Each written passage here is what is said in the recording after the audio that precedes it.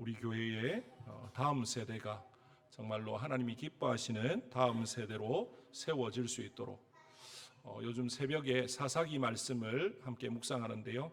사사기 말씀에 보면 여호수아와 그 시대 장로들이 다 하나님의 부르심을 받고 난 이후에 이스라엘은 다음 세대가 아니라 다른 세대가 되었다라고 이야기합니다. 정말로 그들이 하나님을 알지 못하는 것도 아니고 정말 그들 조상 때부터 하나님을 믿고 의지하고 그들이 가나안 땅에 들어갈 수 있었던 이유가 다 하나님의 은혜인데, 참 어떻게 해서 다음 세대가 되지 않고 다른 세대가 되었는가. 정말 이 모든 것의 책임은 어떻게 보면 부모와 또 앞선 믿음의 사람들의 책임이 아닐까라는 생각을 해봅니다. 이제 2026년 절반을 지나왔습니다. 하반기 첫 주일 또 맥주감사 주일로 지키는데요.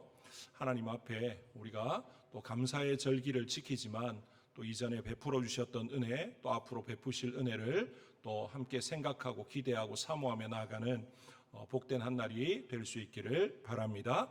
우리 앞뒤 좌우분들하고 한번 인사 나누시겠습니다. 사랑합니다. 축복합니다.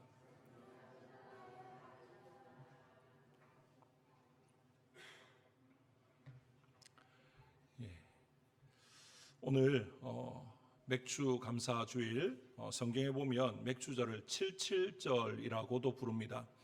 왜냐하면 6월절 이후에 7일이 7번 지나가고 난 뒤에 이제 그 다음 날을 이렇게 맥주 감사 주일로, 그래서 어떤 목사님은 맥주 감사 주일을 그냥 우리 교회력으로 하니까 7월 첫 주일로 이제 지키는데, 어떤 이제 목사님들은 부활주일로부터 50일째 되는 가장 가까운 주일을 맥주절로 지켜야 된다, 그렇게 말씀하시는 분도 있습니다.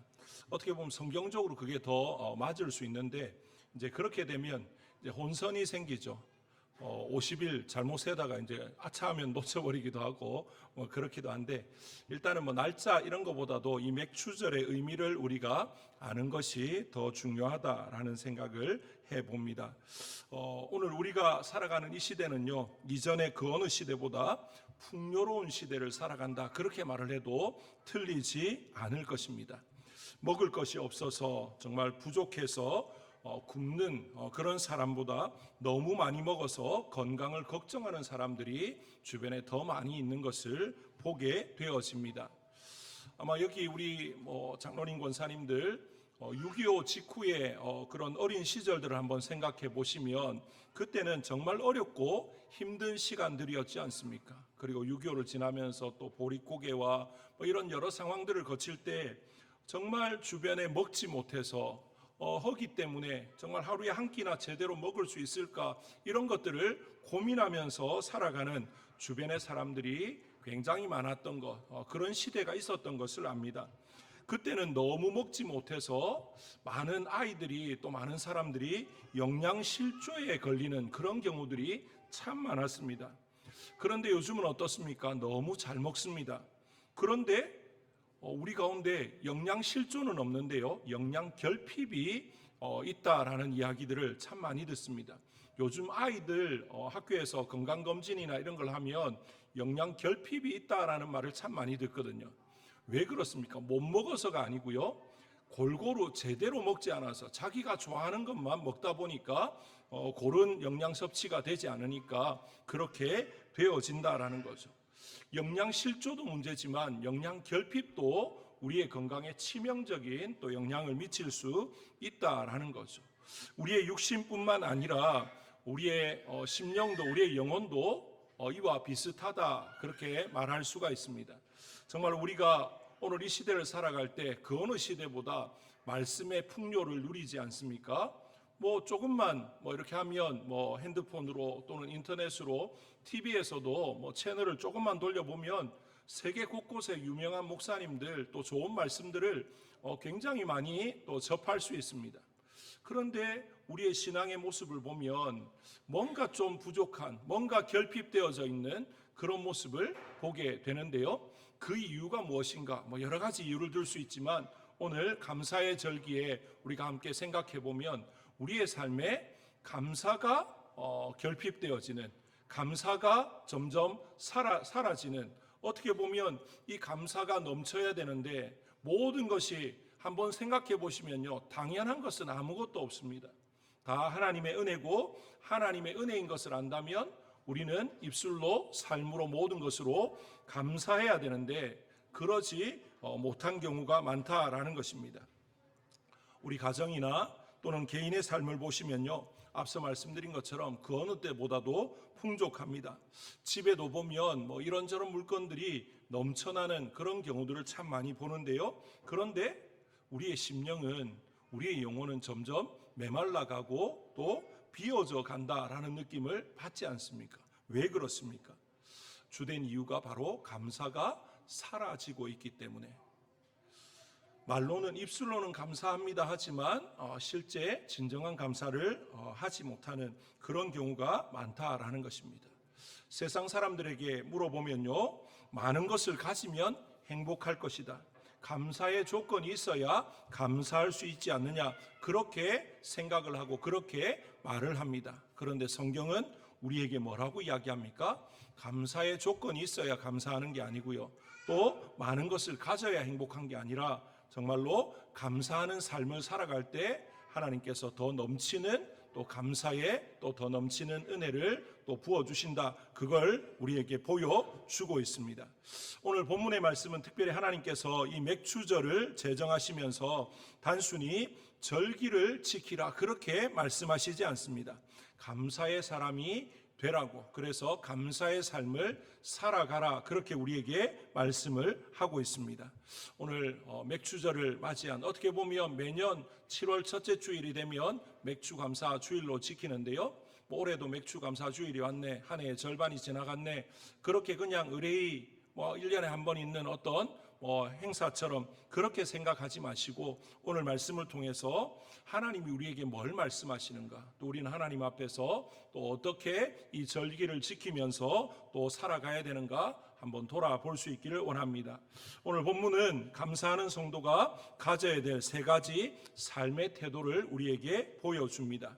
먼저는 감사는 하나님의 은혜를 기억하는 데서 시작된다라는 것을 우리에게 보여주고 있습니다. 오늘 말씀의 제목이 무엇입니까? 감사, 은혜를 기억하는 자의 삶. 은혜를 잊어버리고 은혜를 알지 못하면 감사도 사라지고 만다라는 거죠. 감사가 없는 사람들의 삶을 보면요, 당연함이 차지하고 있습니다. 모든 게 당연하다라고 생각하다 보니까 감사는 있을 수 없죠. 쉽게 생각하면 그겁니다. 내가 식당에 가서 돈 내고 밥을 사 먹었습니다. 내가 내 돈 내고 이만큼의 값을 지불하고 사 먹었으니까 뭐 감사해, 당연하지. 그러면 감사가 없어지죠.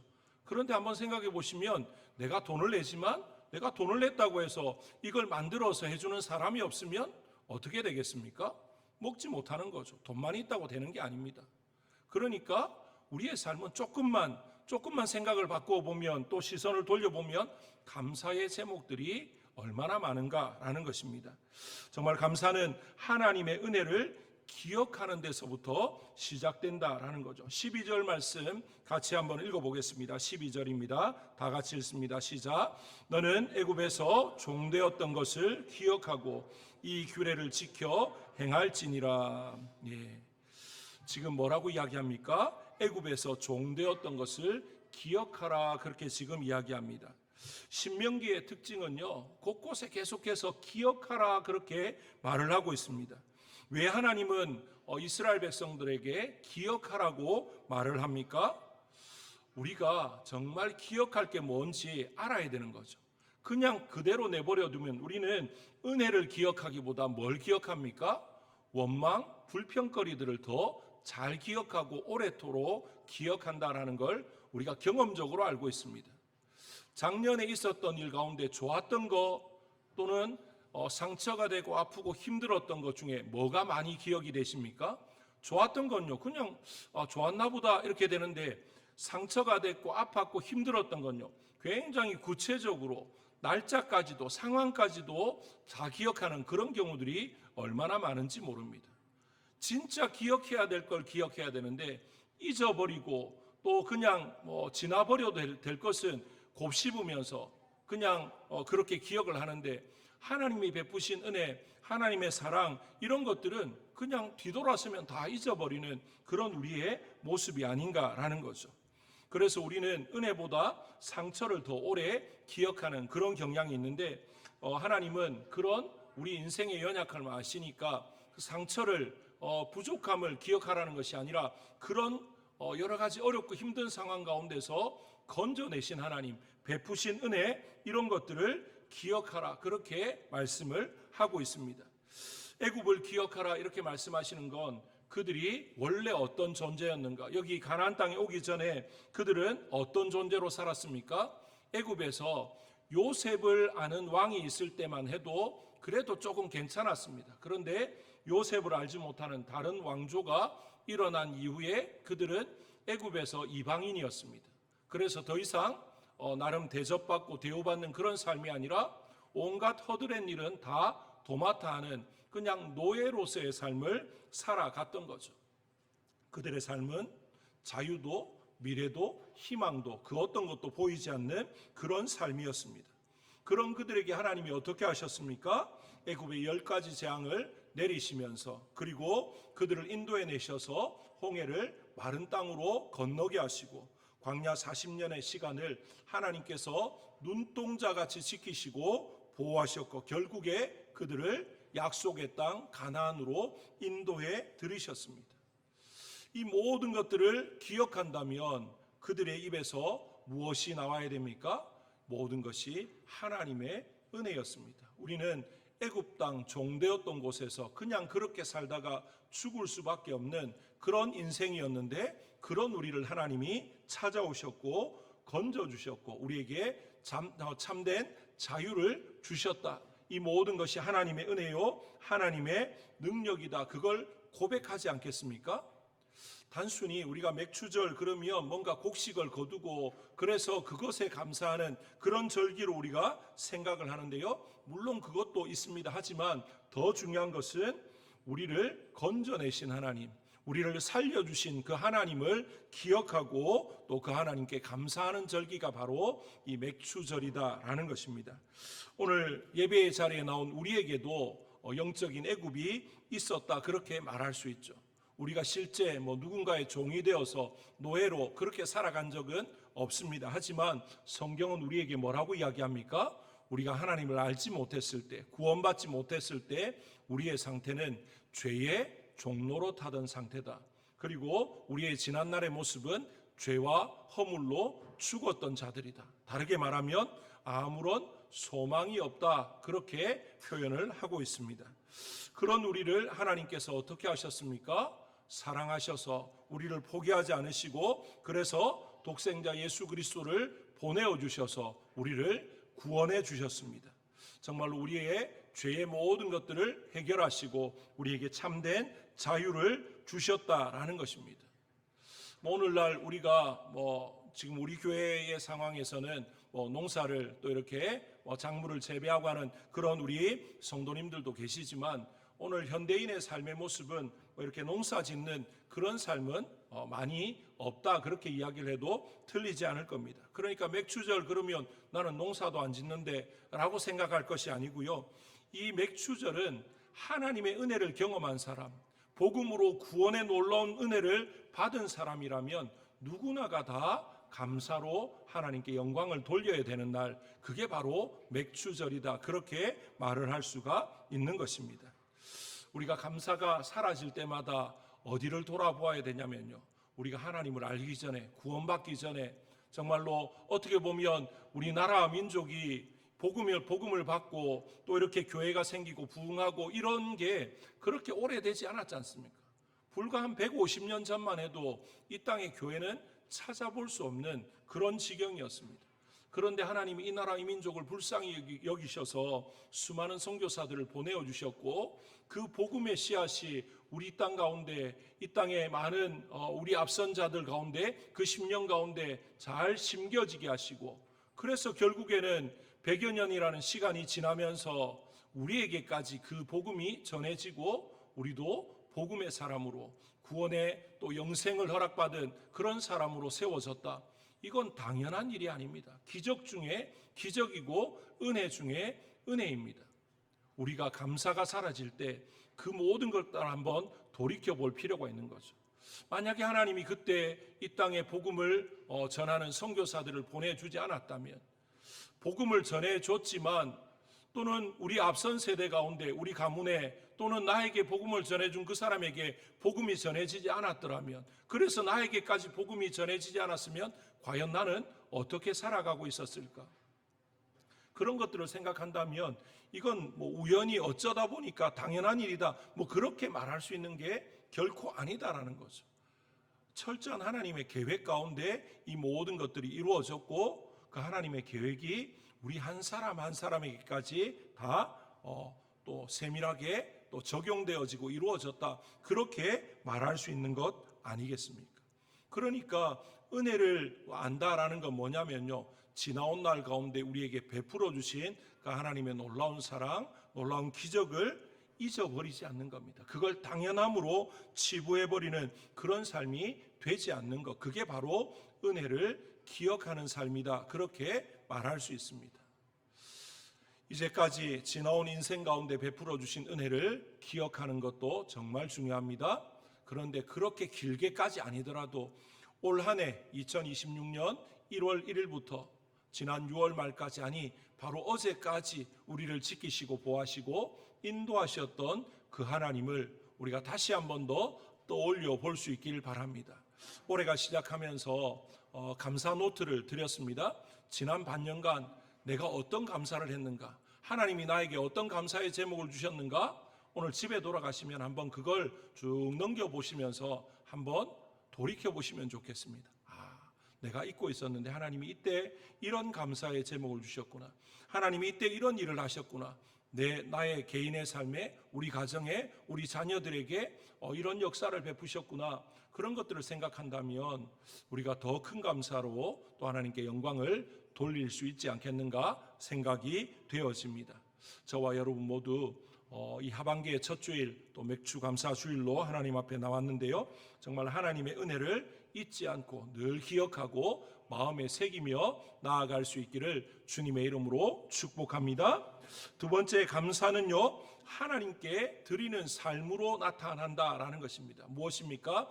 은혜를 기억하고 그냥 마음에만 담아두고 입술로만 감사합니다, 그게 아니고요, 하나님께 드리는 삶, 그걸 말하는 것입니다.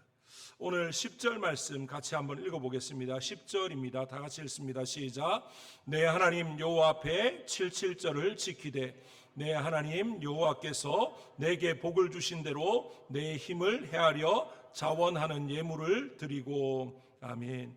여기서 자원이라고 하는 이 말이 중요한데요, 무엇을 말하냐면 하나님 앞에 감사는요, 강요되어지는 것이 아닙니다.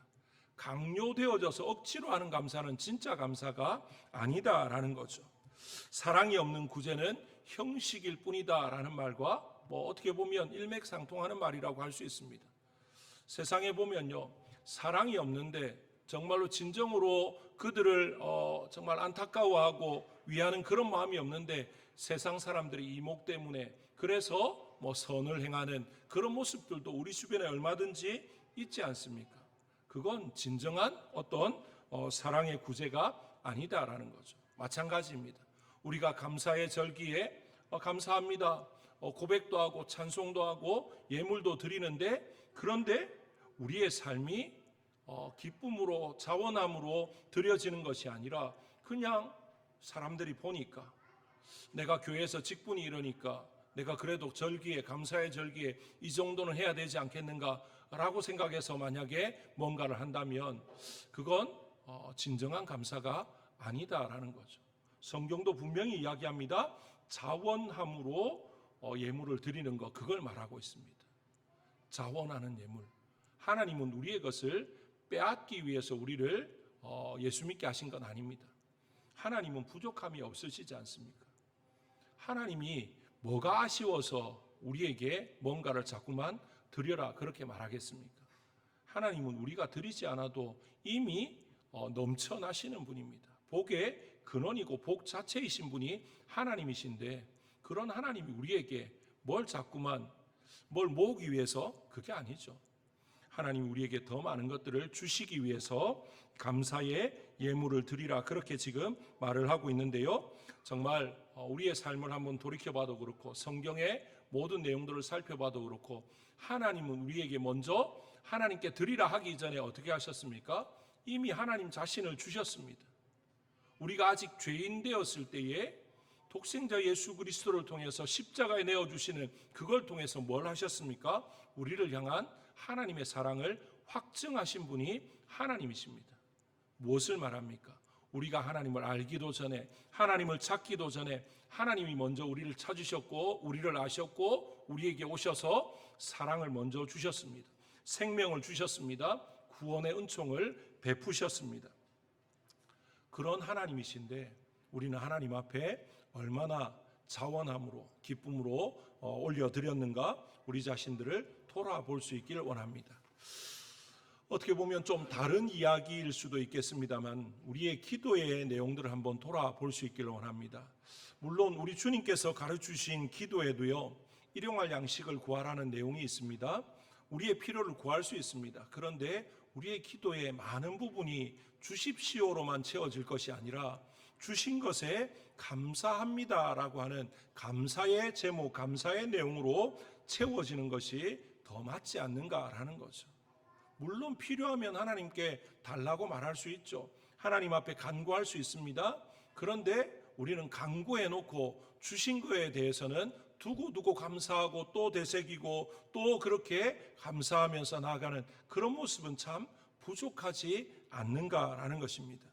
정말 저와 여러분의 삶에 이제까지 베풀어 주신 하나님의 놀라운 은혜를 기억하면서 이제는 하나님, 내 몸을 드립니다. 내 시간을 드립니다. 내 물질을 드립니다. 나의 것 주를 위해서 기꺼이 드리오니 주님 받으시고 사용해 달라고 그렇게 기도할 수 있는 우리 모든 성도님들 되시기를 주님의 이름으로 축복합니다. 그렇게 기도하기 두려운 게 혹시나 내가 그래 기도했을 때 그래 이제 다 내려놓고 그래 내가 말하는 대로 하자, 하나님이 그렇게 하실까 봐 때로는 두려워하는 사람들이 있습니다. 하나님이 그렇게 하시겠다면 또 그렇게 해야죠. 그런데 정말 놀라운 것은요, 그렇게 한다고 해서 하나님이 우리의 삶을 무시하는 분은 아니다라는 거죠. 오히려 더 풍성하게 하시고 또 하나님께서 길을 열어주시고 은혜를 베푸신다라는 것입니다. 요즘 이제 청년들이나 대학생들 이렇게 수련회 할 때 참 많이 달라진 모습 중에 하나가 뭐냐면요,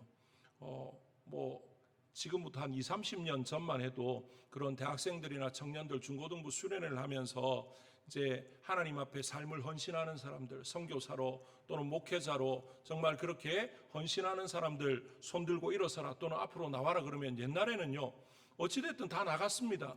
거의 절반 이상, 아니 거의 한 7, 80%가 나갔는데 이제는 눈치를 보더라는 거죠. 저거 하려면 이것도 포기해야 되는데 저것도 포기해야 되는데 이것도 할 수 없고 많이 힘들다 하던데 그런 분위기가 되어졌습니다.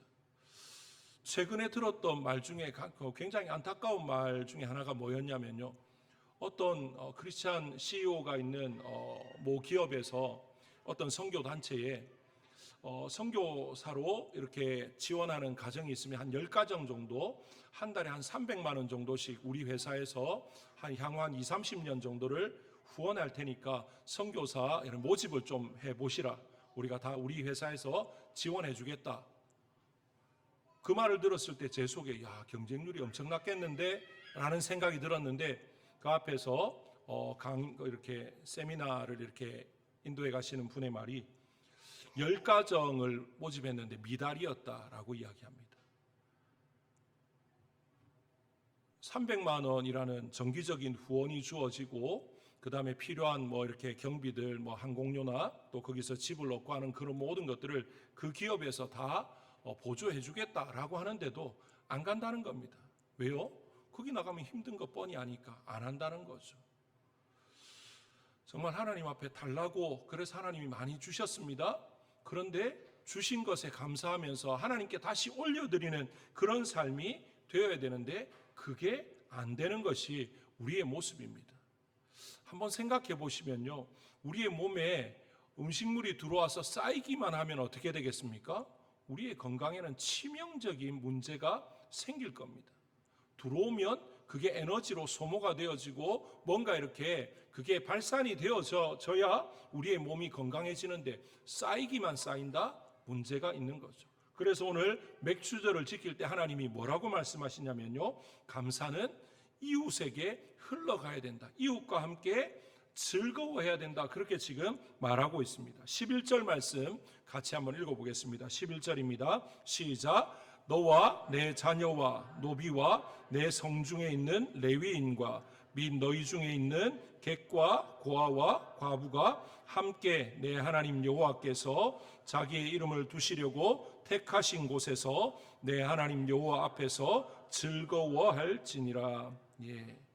무엇을 말하고 있습니까? 맥주절을 지킬 때는요, 혼자 그냥 나에게 많은 것 주셨으니까 감사합니다, 그러고 그냥 몰래 조용히, 그게 아니고요. 어떻게 하라고요? 레위인과 객과 고아와 과부 종들까지도 함께 즐거워하라. 받은 은혜를, 받은 그 놀라운 것들을 어떻게 하라는 겁니까? 함께 나누면서, 베풀면서, 흘려보내면서 그렇게 하라 말씀하고 있습니다. 우리가 복음적으로 어떻게 보면 우리나라가 이 영적인 부분에 있어서 얼마나 큰 복을 받았습니까? 세계 기독교 역사에 유례없는 그런 부흥의 역사, 성장의 역사 우리나라에 있지 않습니까? 지금도 각 교단별로 세계에서 제일 큰 교회들이 우리나라에 즐비하다라는 걸 우리가 다 알고 있습니다. 그 정도로 하나님께서 복을 주셨는데 아직까지 우리가 그 받은 복에 대해서 나누어야 될 때인데 자꾸만 그걸 그냥 우리 안에서만 담아두고 가두어두고 그렇게 움켜쥐는 그런 모습으로 자꾸만 바뀌어져 가고 있지 않는가라는 안타까움이 있습니다. 분명히 오늘 하나님께서 이스라엘 백성들에게 말씀하십니다. 이 맥주절에는 베푸신 은혜를 기억하는 것 정말 중요합니다. 그리고 그 기억하는 것에서 끝나는 게 아니라 그게 삶으로 표현되어져야 된다 말씀하십니다. 그런데 그 삶의 표현이 나 혼자 몰래 그냥 집에 골방 안에서 그게 아니고요. 이웃들과 함께, 특별히 여기에 나오는 객과 고아 가부는 그 시대 가운데 굉장히 약한 자들입니다. 그들을 돌아보면서, 그들을 챙기면서 그들과 함께 즐거워하는 것을 말하고 있습니다. 우리는 사랑의 빚진 자이지 않습니까? 하나님으로부터 받을 수 없는 놀라운 사랑을 이미 다 받았습니다. 그 사랑을 어떻게 해야 되겠습니까? 이제는 흘려보내야죠.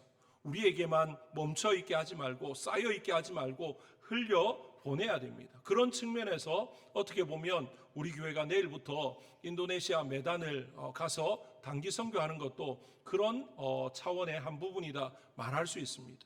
우리가 해외에 교회를 건축한 것도 그런 차원입니다.